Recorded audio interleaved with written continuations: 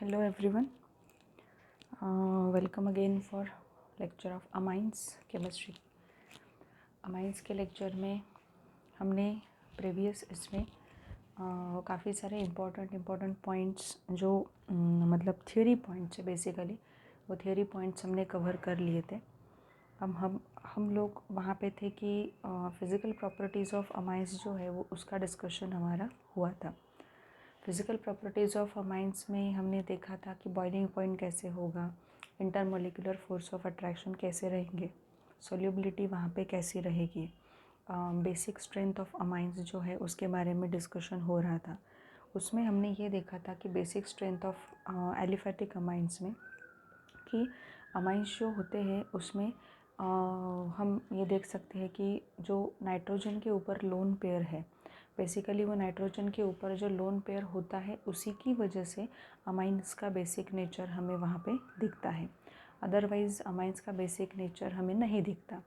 Amines का basic nature जो भी दिख रहा है वो according to Lewis theory, according to Lowry Bronsted theory हमने एक्सप्लेन किया था कि लुईस थ्योरी में क्या है वहाँ पे कि इलेक्ट्रॉन पेयर नाइट्रोजन के ऊपर है और वो इलेक्ट्रॉन पेयर जो है वो नाइट्रोजन किसी इलेक्ट्रॉन डेफिशिएंट स्पेसीज़ के साथ शेयर कर रहा है। लुईस थ्योरी के हिसाब से वो बेस रहा। लॉरी ब्रॉन्स्टेड थ्योरी में क्या किया है, हाइड्रोजन एक्सेप्टर मतलब प्रोटॉन, हाइड्रोजन नहीं बोल सकते, प्रोटॉन एक्सेप्टर H+ जो है उसको एक्सेप्ट जो करता है वो क्या होता है वहाँ पे बेस होता है। तो वैसे ही हुआ है कि N के ऊपर लोन पेयर है तो उस वजह से क्या हुआ है, उसने H+ को क्या कर लिया है, एक्सेप्ट कर लिया है। So the thing is like हम बोल सकते हैं कि जो है वो फिर से अमाइंस एक बार बेस है ये प्रूव हो गया है। नेक्स्ट पॉइंट ऑफ डिस्कशन हमारा ये था कि बेसिक स्ट्रेंथ जो होती है, बेसिक स्ट्रेंथ जो होती है वो ऐसा है कि सबसे ज़्यादा बेसिक जो है वो है सेकेंडरी अमाइन जो होते हैं, दे आर मोस्ट बेसिक। ठीक है, ये होता है कि जैसे हम बोलेंगे कि अमोनिया है, उसके बाद प्राइमरी अमाइन है, तो बेसिक स्ट्रेंथ जो है वो सेकेंडरी अमाइन तक बढ़ती जाती है। बट सेकेंडरी अमाइन से आगे आता है tertiary amine. Tertiary amines are less basic than secondary amines. So the net result we have is secondary amine is most basic, you can say, that any other kind of amines. So ये हमारा discussion हुआ था। तो उसके बारे में हम थोड़ा डिस्कस कर रहे थे कि what are the factors they can influence on basicity of amines. First factor हमने जो डिस्कस किया था वो है +I इफ़ेक्ट जो है उसका डिस्कशन हमने वहाँ पे किया था। तो +I इफ़ेक्ट जैसे हम बोल सकते हैं कि +I इफ़ेक्ट का डिस्कशन हमारा हुआ था। +I इफ़ेक्ट में हम ये बोल सकते हैं कि अमोनिया से लेके जो आपका टेट्रा ट्राई अल्काइल अमाइन है वहाँ तक आप जाओ, या अमोनिया से लेके आप जाते हो वहाँ पे टेट्रा अल्काइल अमोनियम सॉल्ट तक, तो वहाँ पे अगर बात की जाए तो बहुत ही सिंपल वे में हमने डिस्कशन किया था। अमोनिया में 3 हाइड्रोजन होते हैं। अमाइंस की अगर हम बात करते हैं तो अगर हमने उनको वाटर में सोल्यूबल करने का सोचा, वाटर में हमने मिक्स करने का सोचा, तो अमोनिया विल फॉर्म NH4+। अब प्राइमरी क्या फॉर्म करेगा, प्राइमरी जो है वो फॉर्म करता है RNH3+। अब यहाँ पे सेकेंडरी है, क्या फॉर्म करेगा, NH2+। ये फॉर्मेशन वहाँ पे होगा लाइक, और टर्शरी में आगे फिर R3NH+ का वहाँ पे फॉर्मेशन होगा। तो ये जो कॉन्जुगेट एसिड्स है, तो कॉन्जुगेट एसिड्स में हम ये देख सकते हैं कि कॉन्जुगेट एसिड में टर्शरी वाला जो कॉन्जुगेट एसिड है लाइक वहाँ पे 3 अल्काइल ग्रुप्स का प्रेजेंस है, और वो 3 अल्काइल ग्रुप जो है वो वहाँ पे +I इफ़ेक्ट दिखा रहे हैं। ठीक है, और ज़्यादा से ज़्यादा उस कॉन्जुगेट एसिड को स्टेबल करने की कोशिश कर रहे हैं। तो हमने ये भी देखा था कि कॉन्जुगेट एसिड अगर बहुत ज़्यादा स्टेबल होगा किसी भी बेस का, तो जो इक्विलिब्रियम है वो राइट साइड में शिफ्ट होता है and the base is said to be strongest base. ये हमारा डिस्कशन प्रीवियसली हो चुका था। तो according to +I effect, according to influence of +I effect on basicity of amine, वो पॉइंट अगर आप कंसिडर करो तो उस पॉइंट के हिसाब से अगर देखो तो टर्शरी अमाइंस जो होते हैं ना वो सबसे ज़्यादा बेसिक होते हैं। देन नंबर आता है सेकेंडरी का, देन नंबर आता है प्राइमरी का, एंड देन अमोनिया का वहाँ पे नंबर आता है। बिकॉज हाइड्रोजन जो होते हैं वो हाइड्रोजन किसी भी तरीके का प्लस आई इफ़ेक्ट वगैरह वहाँ पे नहीं दिखाते और कॉन्जुगेट एसिड को स्टेबल करने की कोशिश भी नहीं करेंगे, because electron donating as such वो ग्रुप वहाँ पे नहीं है। तो इस तरीके से हमने प्लस आई इफ़ेक्ट का डिस्कशन किया था। Now let us see influence of solvation on basicity of amines. Influence of solvation मतलब क्या है, वहाँ पे हमें ये देखना है, ये चीज़ को देखना है। सॉल्वेशन मतलब क्या, कि सॉल्वेशन मतलब अब सपोज़ अमोनिया लिया आपने, अमोनिया को वाटर में वहाँ पे सॉल्वेट करने की कोशिश की तो NH4+ आयन बनता है एंड OH- वहाँ से बाहर निकलता है। सेम केस होगी आपके जो भी प्राइमरी अमाइन है, सेकेंडरी अमाइन है, टर्शरी अमाइन है उनकी। तो यहाँ पे मैं सिर्फ अब कॉन्जुगेट एसिड्स जो मिलते हैं रिस्पेक्टिव बेस से, लाइक अमोनिया से अमोनियम आयन मिल रहा है, ठीक है, प्राइमरी से वो एक कॉन्जुगेट एसिड वाला आयन मिल रहा है, तो सिर्फ कॉन्जुगेट एसिड्स में यहाँ पे लिखने वाली। सो यहाँ पे देखो सपोज अमोनिया है, ठीक है, अमोनिया है तो अमोनिया यहाँ पे H2 and then you will get in this way NH4+ OH-, ठीक है। अब यहाँ पे होगा RNH2 which is primary amine you can say, यहाँ पे होगा H2O, यहाँ पे होगा RNH3+, ये होगा, ठीक है, प्लस यहाँ पे OH-। नेक्स्ट है R2NH, यहाँ पे होगा प्लस H2O है, सो it will B R2NH positive plus OH-, ठीक है। अब यहाँ पे होगा R3NH प्लस H2O, यहाँ पे होगा R3NH पॉजिटिव एंड देन यहाँ पे OH-। सो ये जो रिस्पेक्टिव कॉन्जुगेट एसिड्स यहाँ पे फॉर्म हुए हैं, इनके बेसिस के जो रिस्पेक्टिव एसिड्स कॉन्जुगेट एसिड्स वहाँ पे फॉर्म हुए हैं, अब ये वाटर के साथ कैसा कनेक्शन दिखाते हैं, वाटर के साथ किस तरीके का और कितना ज़्यादा इंटेंसिटी में एग्रीगेशन है, उस पर डिपेंड करेगा हमारा influence of solvation on basicity of amines. And then solvation से हम क्या रिजल्ट निकालते हैं वो भी हमें यहाँ पे देखना पड़ेगा। अब यहाँ पे आप खुद ही देखो, ये अगर मैंने यहाँ पे निकाला NH4+ है, सपोज NH4+ है यहाँ पे, ठीक है। सो यहाँ पे हाइड्रोजन कितने हैं, 4 हाइड्रोजन है, ये तो पॉजिटिव होगा, 4 हाइड्रोजन है। जो 4 हाइड्रोजन इस तरीके के वाटर मॉलिक्यूल को क्या कर सकते हैं, वाटर मॉलिक्यूल को यहाँ पे खुद में क्या कर सकते हैं, बिल्कुल ही एग्रीगेट कर सकते हैं। मतलब आप खुद सोचो यहाँ पे कि किस तरीके का एग्रीगेशन यहाँ पे आपको दिखाई देगा। NH4+, हाइड्रोजन हाइड्रोजन हाइड्रोजन और हाइड्रोजन, कितने वाटर मॉलिक्यूल्स को उसने एग्रीगेट कर लिया, 4 वाटर मॉलिक्यूल्स को उसने क्या कर लिया, एग्रीगेट किया। मूविंग टूवर्ड्स दिस वन, अब यहाँ पे देखो N है, यहाँ पे पॉजिटिव है, यहाँ पे होगा R एक साइड में, यहाँ पे H, यहाँ पे H, यहाँ पे H होगा, ठीक है। सो ज़्यादा से ज़्यादा ये स्टेबल होगा, सॉल्वेशन से तो ये स्टेबल हो जाएगा, ठीक है।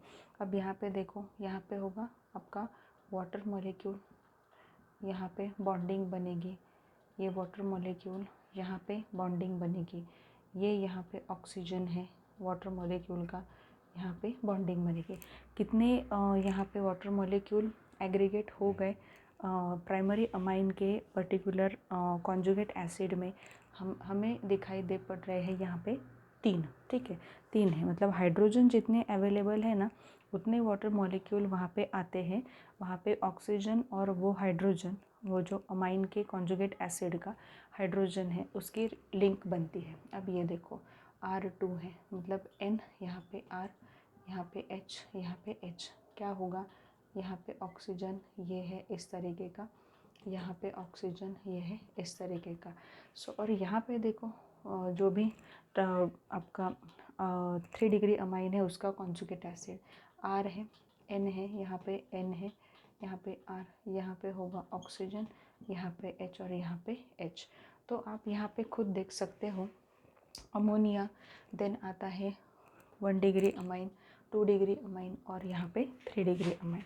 सो इस तरीके से अगर हम देखें तो इस तरीके से जो आपका ये है, मतलब अमोनिया जो है वो अमोनिया ज़्यादा से ज़्यादा सॉल्वेट हो गया है। मतलब ये जो कॉन्जुगेट एसिड है ना, इसको प्रॉब्लम ही नहीं है, बिकॉज इतने सारे हाइड्रोजन से जो हाइड्रोजन वाटर के ऑक्सीजन के साथ क्या बना रहे हैं, बॉन्डिंग बना रहे हैं, और वो एग्रीगेशन में वहाँ पे मिल रहे हैं। सो वहाँ पे प्रॉब्लम नहीं है। बट यहाँ पे आपको जो भी डिस्कशन होगा हमारा, अब ये डिस्कशन कम्प्लीटली यहाँ पे क्या हो रहा है, अलग तरीके से आपको दिखाई देगा। फर्स्ट आपका जो प्लस आई इफ़ेक्ट था, प्लस आई इफ़ेक्ट में हमने क्या देखा था, प्लस आई इफ़ेक्ट में 3 degree amine is more basic than 2 degree than 1 degree and then आता है अमोनिया। ये according to plus I effect हमने देखा था। बट अब हमने यहाँ पे क्या किया है, सॉल्वेशन थियोरी से अगर देखो तो ammonia is more basic, then आता है 1 डिग्री अमाइन, देन आता है 2 degree and then 3 degree. It is completely a reverse order you can say. Plus I effect and solvation से जो ऑर्डर आपको मिल रही है, it is completely you can say reverse order, it is completely opposite order you can say. So ये जो order यहाँ पे आपको मिली है, इसका जो एक जैसे हम बोल सकते हैं कि इफ़ेक्ट या कंबाइंड इन्फ्लुएंस क्या मिलता है। कंबाइंड इन्फ्लुएंस में आप यहाँ पे खुद देख सकते हो कि अमोनिया 1 डिग्री जो है या 3 डिग्री जो है, उनका कुछ भी यहाँ पे प्रॉब्लम नहीं दिख रहा। 2 डिग्री तो खुद की जगह पे ही है वहाँ पे, ठीक है। 2 डिग्री में वहाँ पे आपको क्या दिखाई पड़ रहा है, अपनी अपनी जगह पे वहाँ पे है। 3 डिग्री एक बार फर्स्ट इसमें सीक्वेंस में मिला और सॉल्वेशन इफेक्ट से 3 डिग्री लास्ट सीक्वेंस में मिला। सो बेसिकली ये दोनों भी थियोरीज, मतलब प्लस आई इफेक्ट से 3 डिग्री अमाइन जो है वो मोर बेसिक है, एंड सॉल्वेशन से 3 डिग्री अमाइन जो है वो लेस बेसिक है। ये जो पर्टिकुलर एक सीक्वेंस आपको मिला है, इस सीक्वेंस को ध्यान में रखते हुए एक कंबाइंड इन्फ्लुएंस वहाँ पे आपको दिया गया है। अब ये कंबाइंड इन्फ्लुएंस जब दिया गया ना, तो वहाँ पे पीकेबी वैल्यूज़ भी निकाली गई, पीकेबी वैल्यूज़ जो है वो निकाली गई। और पीकेबी वैल्यूज़ से फिर ये पता चलता है वहाँ पे कि सेकेंडरी अमाइन की पीकेबी वैल्यू सबसे कम थी। सेकेंडरी अमाइंस जो है उनकी पीकेबी वैल्यू सबसे कम थी। इसका मतलब ये होता है कि अगर उनकी पीकेबी वैल्यू सबसे कम है तो सेकेंडरी अमाइंस जो होते हैं वो थोड़े सबसे ज़्यादा बेसिक है, इस तरीके से हम बोल सकते हैं। सो let us say combined influence of basicity of amines. See ना combined influence of how of what basicity of amines. Plus I effect से देख लिया, आपके सॉल्वेशन इफ़ेक्ट से देख लिया। सो प्लस आई इफ़ेक्ट से ये रिज़ल्ट मिल रहा है, 3 degree is more basic than 2 degree than 1 degree and then ammonia. Solvation effect से क्या मिल रहा है, ammonia is more basic than 1 degree than 2 degree and then 3 degree. So the net result basically ये है कि यहाँ पे नेट रिज़ल्ट तो हम निकाल के ही रहेंगे और वो नेट रिज़ल्ट यही होगा, because according to pKb values फिर प्रैक्टिकल या जो थियोरी पे डिपेंड कर रहे हैं वो भी पार्ट्स देखने होंगे, कुछ मेजरमेंट्स वहाँ पे करने होंगे, तब जाके वो नेट रिज़ल्ट हम निकाल पाएंगे। सो नेट रिज़ल्ट वही निकल रहा है कि जैसे ही हम वहाँ पे NH3 से मतलब अमोनिया से 1 डिग्री अमाइन और 2 डिग्री अमाइन तक जाते हैं तो बेसिक स्ट्रेंथ वहाँ पे इंक्रीज़ होती है। बेसिक स्ट्रेंथ क्यों इंक्रीज़ होती है, बिकॉज इनके जो कॉन्जुगेट एसिड्स हैं, ठीक है, उनका जो भी वहाँ पे स्टेबलाइजेशन है वो वहाँ पे प्लस आई इफ़ेक्ट से ज़्यादा है, ठीक है। बट अगर हम यहाँ पे बात कर रहे हैं तो अमाइंस के बारे में, 3 डिग्री अमाइन के बारे में अगर हम देखें तो उसका जो कॉन्जुगेट एसिड बन रहा है वो उतना स्टेबल नहीं है अकॉर्डिंग टू सॉल्वेशन थियोरी से, वो उतना स्टेबल नहीं है। और अगर देखा जाए तो फुल प्रूफ में पीकेबी वैल्यू भी वहाँ पे क्या मिल रही है, ज़्यादा मिल रही है, मतलब वो बेसिक नेचर क्या होगा वहाँ पे कम होगा, ठीक है। सो इस तरीके से वही लिखा है कि both the effects operate in opposite direction. अगर आप यहाँ पे देखो तो दोनों इफ़ेक्ट्स अपोजिट डायरेक्शन में जा रहे हैं। As we move from NH3 to RNH2 to R2NH, basic strength increases but 3 degree amine is weaker base than 2 degree amine. So the net result we have like this, ammonia less basic then 1 degree then 2 degree which is more basic than 3 degree. This is your net result. अब बहुत से बच्चे यहाँ पे confuse हो जाते हैं कि मैम हम यहाँ पे करें क्या, हमें बेसिक स्ट्रेंथ अगर वहाँ पे पूछी गई है, देखो आप किस तरीके से पूछी है, वो मेंशन करते हैं वहाँ पे। प्लस आई इफ़ेक्ट से वो वहाँ पे देना चाह रहे हैं या आपको सॉल्वेशन थियोरी से वो पूछना चाह रहे हैं, ये काफ़ी सारे पॉइंट्स वहाँ पे क्लियर होते हैं। अगर उन्होंने ऐसा कुछ नहीं दिया है कि बेसिक स्ट्रेंथ जो होती है वो ना ही उन्होंने क्लियर किया कि प्लस आई इफ़ेक्ट से चाहिए या सॉल्वेशन से चाहिए, तो आप क्या कर सकते हो, वहाँ पे नेट रिज़ल्ट जो है वो वहाँ पे लिखोगे, जिसमें यही आपको दिखाई देगा कि secondary amines are most basic then any other amines and ammonia. ठीक है, so in this way we have finished this particular topic, which is basicity of aliphatic amines. Now we will be moving towards basicity of aryl amines, मतलब aromatic amines जो होते हैं उनकी basicity हम discuss करने वाले हैं और यू कैन से कंपेयर करने वाले हैं विद द एलिफेटिक अमाइंस। बहुत ही सिंपल पॉइंट्स है, उसमें इतना सारा झोल नहीं है। जो हमने यहाँ पे देखा कि प्लस आई इफ़ेक्ट से एक रिज़ल्ट है, then you can say solvation से अलग रिज़ल्ट है, फिर नेट रिज़ल्ट क्या निकालना है वो तो पीकेबी वैल्यू पे डिपेंड कर रहा है। ये सारे पॉइंट्स, उसमें इतने सारे पॉइंट्स नहीं है। Just to have a focus that जब वहाँ पे हम अमाइंस की बात कर रहे हैं तो वो जो अमाइन होगा, वो अमाइन जो होगा, वो जो पर्टिकुलर नाइट्रोजन होगा, वो कितनी आसानी से उसके ऊपर के लोन पेयर को वहाँ पे दे सकता है, शेयर कर सकता है। ये इम्पॉर्टेंट पॉइंट होता है जब हम बेसिसिटी ऑफ अमाइंस को क्या करते हैं, जज करते हैं। ये बेसिक पॉइंट आप आपके ध्यान में रखो, बाकी आपको आगे कुछ भी तकलीफ़ वहाँ पे नहीं होगी। So let's see basic nature और you can say basicity of aryl amines. अब देखो यहाँ पे बेसिसिटी ऑफ अराइल अमाइंस हम देख रहे हैं। बेसिसिटी ऑफ अराइल अमाइंस जो है वो हम देख रहे हैं। यहाँ पे तो सब रेजोनेंस का ही पूरा खेल है, you can say. So basicity of aryl amines में पीकेबी वैल्यू क्लियरली मेंशन अगर वहाँ पे दी है आपको पीकेबी वैल्यूज़ वगैरह, तो वहाँ से यही पता चलता है पीकेबी वैल्यू से कि aryl amines are weaker bases than ammonia and aliphatic amines. Aryl amines जो होते हैं they are said to be weaker bases है।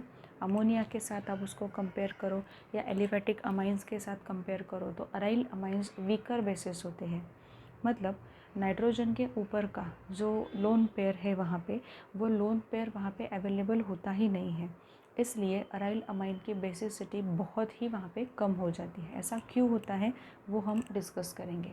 यहाँ पे देखो, अगर aniline primary amine aromatic amine मैंने लिया है, वो बेस है, वाटर के साथ उसको हम क्या कर रहे हैं, मिक्स कर रहे हैं।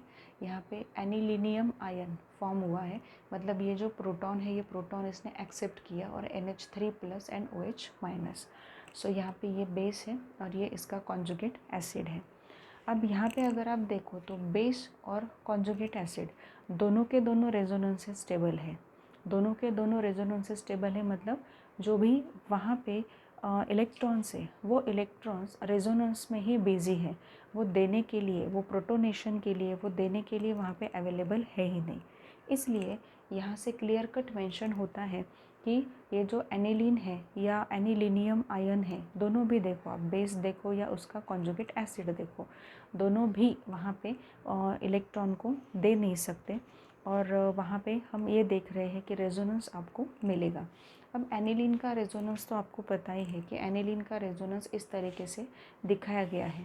यहाँ पे हो रहा है क्या कि नाइट्रोजन के ऊपर का जो लोन पेयर है, वो लोन पेयर सीधे से अंदर रेजोनेंस में दिखाई दे रहा है। रेजोनेंस स्टेबलाइजेशन यहाँ पे आपको दिखाई देगा। अब रही बात इस बेस के कॉन्जुगेट एसिड की, तो ये हुआ कॉन्जुगेट एसिड उसका NH3+। NH3+ के पास, नाइट्रोजन के पास तो लोन पेयर है ही नहीं ना, तो लोन पेयर वो कहाँ से देगा, वहाँ पे ये दो रेजोनेंस स्ट्रक्चर वहाँ पे बन रहे हैं एंड हेंस वो भी रेजोनेंस से क्या हो रहा है, वहाँ पे स्टेबल हो रहा है।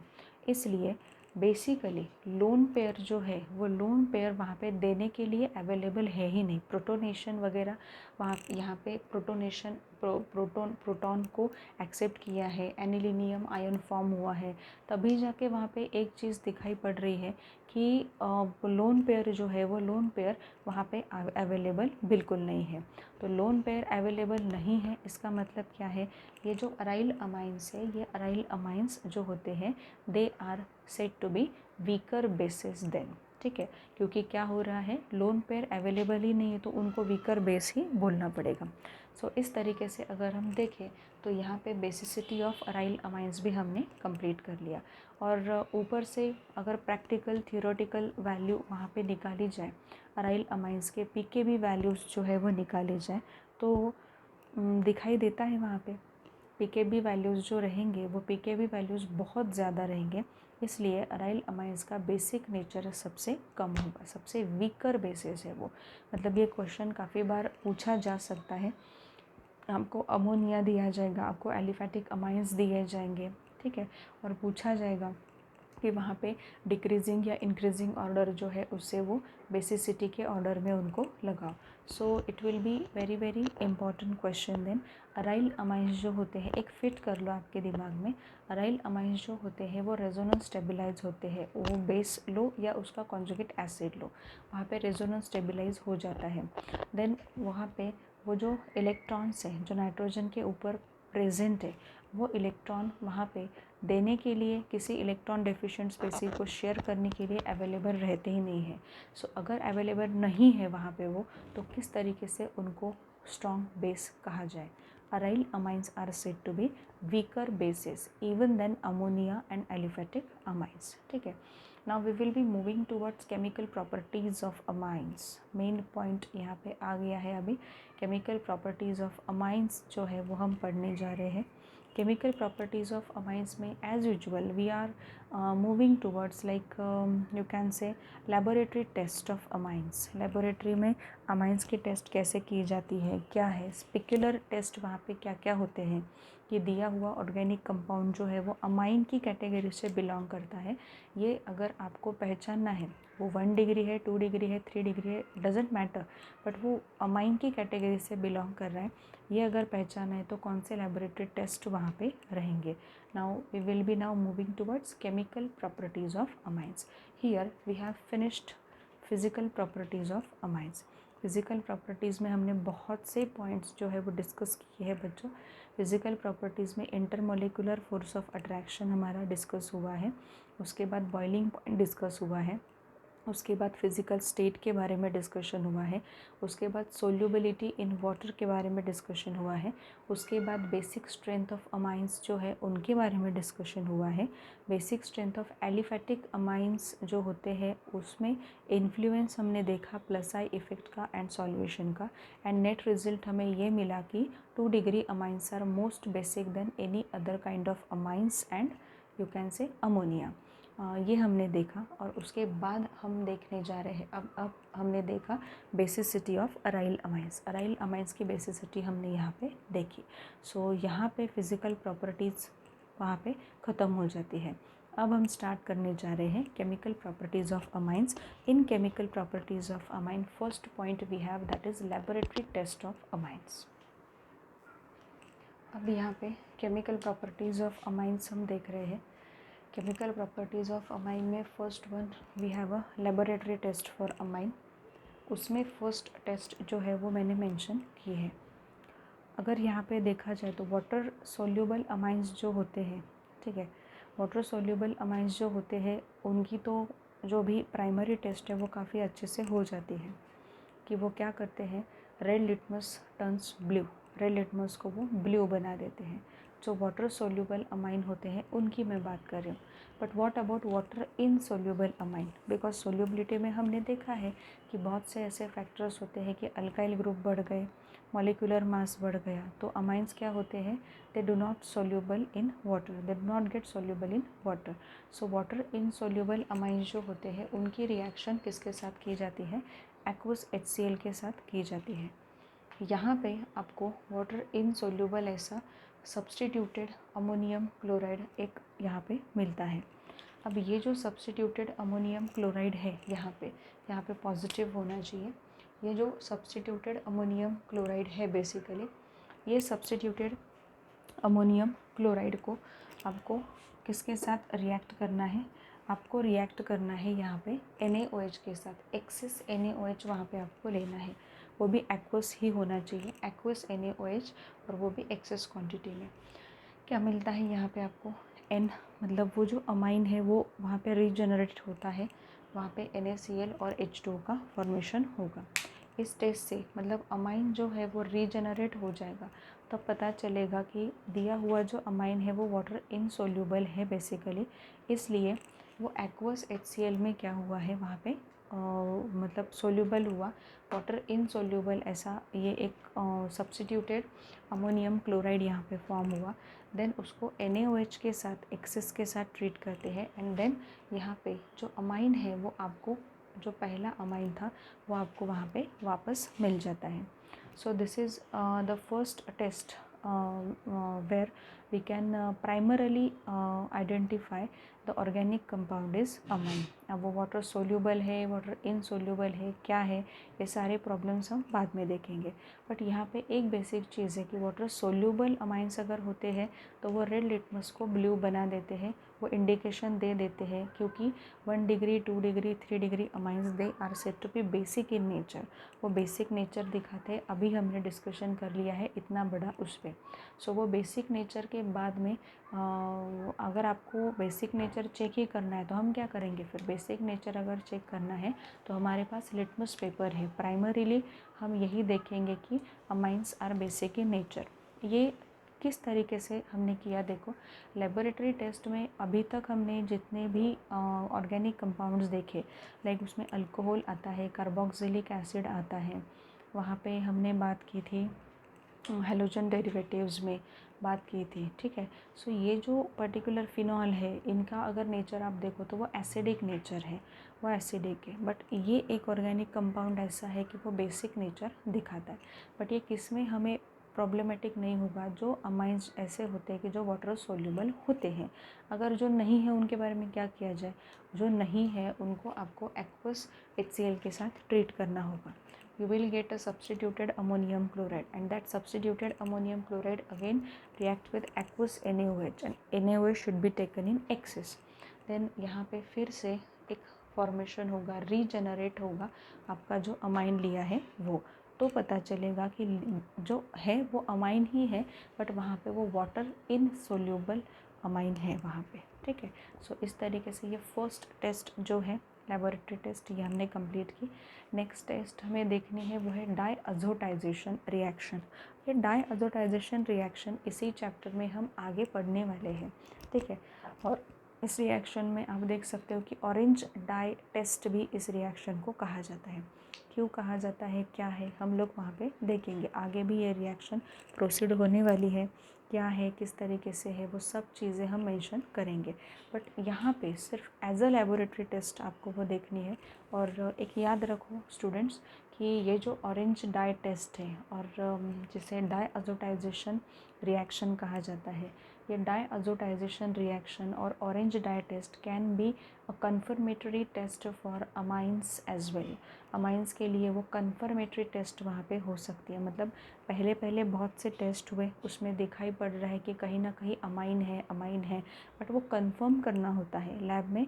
वो टेस्ट ऐसी एक पिक्यूलर कैरेक्टरिस्टिक टेस्ट होती है कि जिससे आपको वो कंफर्म करना होता है कि दिया हुआ कंपाउंड वही है, अमाइन ही है। तो उसके लिए आपको ये टेस्ट वहाँ पे करनी है। ऑरेंज डाई टेस्ट कहा जाता है, या तो फिर वहाँ पे diazotisation reaction. Let's see laboratory test for amines, P diazotisation reaction और ऑरेंज डाई टेस्ट। रिएक्शन के बारे में इसी चैप्टर में पढ़ने वाले हैं, यहाँ पे मैं नहीं देने वाली रिएक्शन। ये जो टेस्ट होती है ये एरोमेटिक प्राइमरी अमाइंस के लिए हम यूज़ करते हैं, और काफ़ी पिक्यूलर टेस्ट है। एरोमेटिक प्राइमरी अमाइंस के लिए, एलिफेटिक अमाइंस के लिए ये टेस्ट नहीं होती, ठीक है। सो एरोमेटिक 1 डिग्री अमाइन का प्रेजेंस कैसे चेक किया जाता है, देखो सैम्पल, मतलब जो एरोमेटिक 1 डिग्री अमाइन है वो सैम्पल लेना है। 1 to 2 ml कॉन्सेंट्रेटेड HCl यहाँ पे डालना है। Aqueous solution of sodium nitrite use करना है। ये सभी ये जो है ये कूल वहाँ पे रखना है, मतलब थ्रू आउट ये जो प्रोसीजर चल रही है ये प्रोसीजर वहाँ पे हमें करनी है नियर अबाउट 0 डिग्री सेल्सियस पे, मतलब टेम्परेचर वहाँ पे कूल होना चाहिए, ये मैं बता रही हूँ। सो ये पूरा जो भी एक मिक्सचर यहाँ पे बना है, ये पूरा मिक्सचर आपको डालना है किसमें, एक टेस्ट ट्यूब में आपको solution of beta naphthol in NaOH लेना है। Solution of beta naphthol in NaOH आपको लेना है। तो इसमें आपको ये पूरा सॉल्यूशन पोर करना है। उसके बाद धीरे धीरे जैसे आप पोर करते हो ना, वैसे ऑरेंज कलर का डाई वहाँ पे फॉर्म होता है, ऑरेंज कलर का कलरेशन वहाँ पे आता है, ऑरेंज कलर का डाई फॉर्मेशन वहाँ पे होता है। डाई मतलब kind of substance, you can से कलर जैसा वहाँ पे आपको दिखाई देता है। यहाँ पे it gives you presence of 1 degree amine, 1 degree aromatic amine. It gives you a presence of 1 degree aromatic amine. So ये लेबोरेटरी टेस्ट है यहाँ पे। पहले वाले देखे थे वो है एलिफैटिक अमाइंस के लिए, और ये जो टेस्ट है ये बहुत ही प्राइमरली और स्पेसिफिकली एरोमेटिक 1 डिग्री अमाइन के लिए ये टेस्ट हम करते हैं। तो ये टेस्ट के बाद अगर ऑरेंज कलरेशन वहाँ पे आ जाता है तो वहाँ पे आपको प्रेजेंस मिलता है 1 डिग्री एरोमेटिक अमाइन का। 1 डिग्री एरोमेटिक अमाइन वहाँ पे प्रेजेंट है, ये कंफर्म हो जाएगा when you get this orange dye in your test tube. Test tube में ऑरेंज कलर का डाई मिलेगा, ऑरेंज कलर का एक वहाँ पे हम बोल सकते हैं सब्सटेंस मिलेगा, जो सब्सटेंस बहुत ही मतलब बहुत ही ऐसे इंटेंस ऑरेंज कलर वहाँ पे दिखाई देता है। So in this way we have finished laboratory test for amines. Laboratory test है अमाइंस की, वो हमने यहाँ पे फिनिश की हुई है। अब हम लोग आगे बढ़ने जा रहे हैं, वो है वहाँ पे अल्काइलेशन ऑफ अमाइंस, और यहाँ पे हम बोलेंगे Hofmann exhaustive alkylation. Hofmann exhaustive alkylation, इस पर्टिकुलर चैप्टर में ना हॉफमैन के नाम से बहुत से रिएक्शंस आपको वहाँ पे मिलेंगे, हॉफमैन के नाम से। अब पीछे देखे थे हॉफमैन ब्रोमामाइड डिग्रेडेशन, अब ये है हॉफमैन एग्जॉस्टिव अल्काइलेशन। और भी कुछ रिएक्शन यहाँ पे है कि जो हॉफमैन के नाम से मिलेंगे। So let's see reaction of Hofmann exhaustive alkylation और अल्काइलेशन ऑफ अमाइंस। ठीक है, सो लेबोरेटरी टेस्ट तो समझ में आ गए होंगे। तो लेबोरेटरी टेस्ट के बाद सीधे से हम रिएक्शन पे जाते हैं। सो क्या है रिएक्शन, कैसे है, ये हम अब देखने जा रहे हैं। Hofmann exhaustive alkylation. See students, Hofmann exhaustive alkylation, आप बोलोगे कि मैम यहाँ पे अल्काइलेशन ऑफ अमाइंस के बारे में हमने तो पहले भी देखा है कि अमाइन का अल्काइलेशन कैसे होता है, क्या होता है। बट यहाँ पे याद रखना है आपको, जब आप 1 डिग्री अमाइन लेते हो और 1 डिग्री अमाइन को एक्सेस अल्काइल हैलाइड के साथ जब आप ट्रीट करते हो तो 1 डिग्री अमाइन जो होता है वो directly tetra alkyl ammonium salt में कन्वर्ट होता है। The process is said to be Hofmann exhaustive alkylation. Steps mention किए हैं कि स्टेप बाय स्टेप प्रोसेस आगे कैसे बढ़ेगी, बट यहाँ पे क्या है, यहाँ पे आपको याद रखना है कि जब आप 1 डिग्री अमाइन लेते हो, 1 डिग्री अमाइन आपने लिया है और RX अल्काइल हैलाइड आपने एक्सेस में लिया है, एक्सेस में लिया है, एंड अगेन आपको यहाँ पे R4N plus and X minus ये अगर मिलता है तो ये जो है इस पर्टिकुलर प्रोसेस को कहा जाएगा Hofmann exhaustive alkylation. Hofmann exhaustive alkylation में प्राइमरी अमाइन की रिएक्शन अल्काइल हैलाइड के साथ होती है। वो अल्काइल हैलाइड आपको एक्सेस क्वांटिटी में लेना है, वो एक्सेस में लेने के बाद ही आप प्राइमरी अमाइन को डायरेक्टली कन्वर्ट कर रहे हो टेट्रा अल्काइल अमोनियम सॉल्ट में। सो ये यहाँ पे एक्सपेक्टेड है which is Hofmann exhaustive alkylation. अब यहाँ पे ये क्यों दिखाया है मैं आपको बता रही हूँ। सबसे पहले क्या है RNH2 प्लस RX, ठीक है। अब ये यहाँ का H और यहाँ का X कैंसिल होगा, R2NH सेकेंडरी अमाइन बनेगा, प्लस RX यहाँ पे है, यहाँ का H और यहाँ का X जो है वो माइनस हो जाएंगे, R3N यहाँ पे बनेगा। फिर से अब ये भी रिएक्ट करेगा बिकॉज इसके पास क्या है, लोन पेयर है, तो वो लोन पेयर भी वहाँ पे यूज़ होंगे।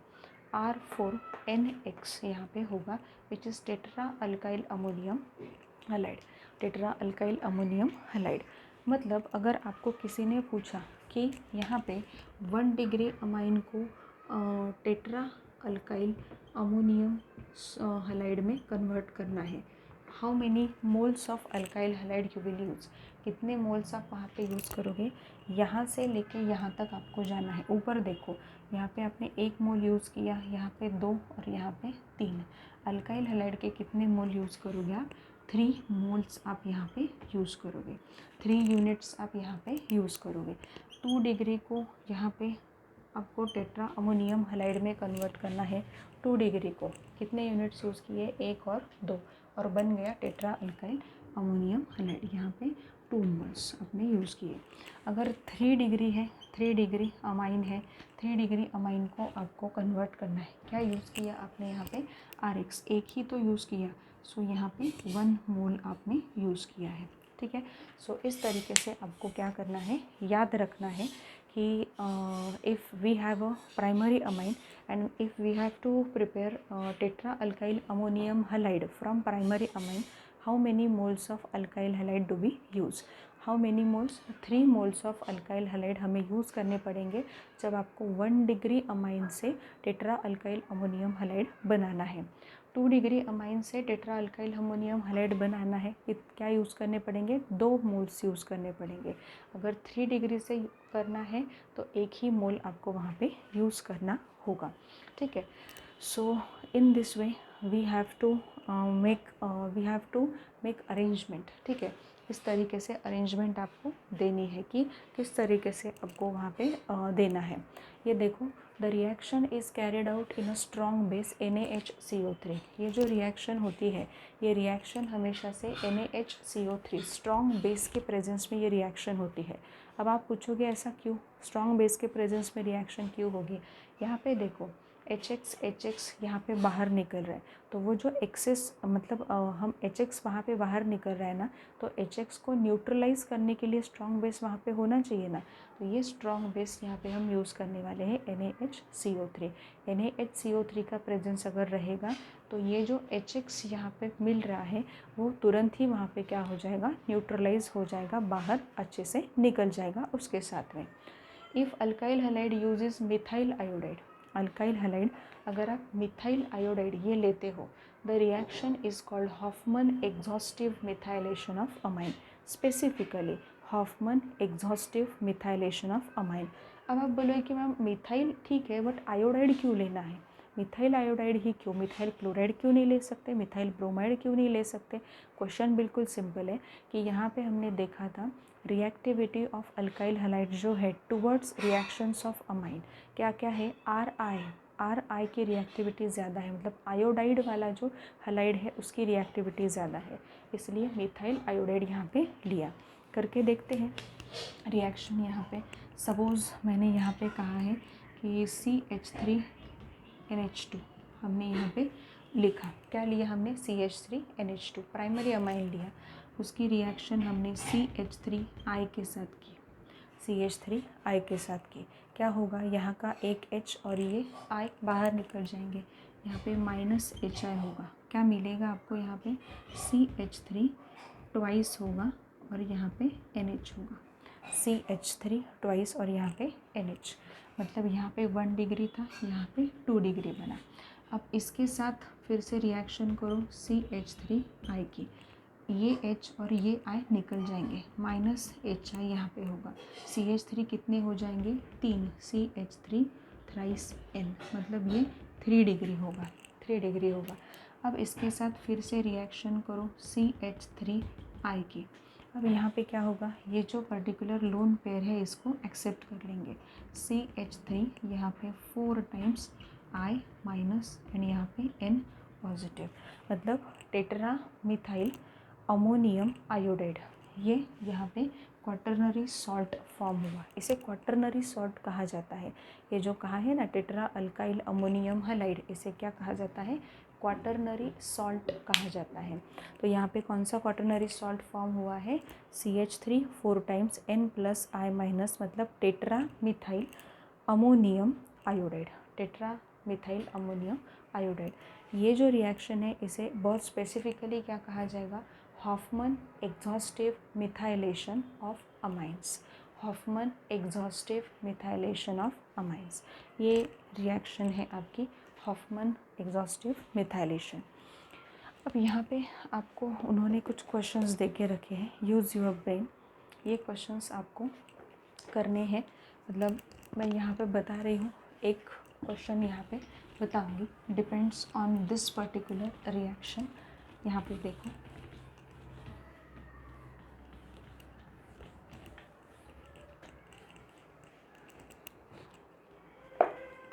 अब देखो यहाँ पे C2H5NH2